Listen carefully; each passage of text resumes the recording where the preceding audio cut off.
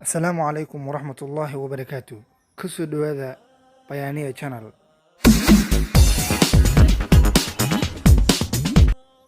Maanta waxaan ka hadli doonaa dalka Fiji, dalka Jamhuuriyadda Jasiiradda Fiji, Republic of the Fiji Island.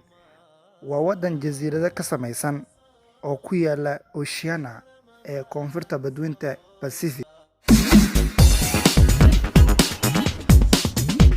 Fiji waxay ka kooban tahay 9 jasiiradood oo waaweyn, 330 jasiiradood oo yaryar oo markoodii hore ka samaysmay volcanic. Jasiiradda ugu weyn waa Viti Levu, waa meesha caasimadda ku taalo. Waddanka waa meel buuraha ku badan yihiin, jawigeedu waa mid roobeed. Dalka Fiji waa dalka adduunka ugu sarreeya ee ugu xiga dacalka bari, ama waa dalka qorraxda uga soo horbaxdo. Caasimadda dalku waa Suva. Dadka ku dhaqan caasimadda waxaa lagu qiyaasaa wax ka badan 77,000 oo ruux. Waa magaalada ugu dadka badan ee dalkaas. Bedka uu ku fadhiyo jasiiradda Fiji waxaa lagu qiyaasaa wax ka badan 1,800,000 kiiloomitir square.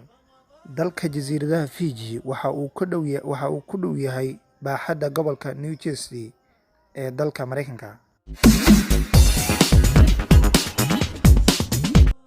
Guud ahaan dadka ku dhaqan jasiiradda Fiji waxaa lagu qiyaasaa wax ka badan 900,000 oo ruux.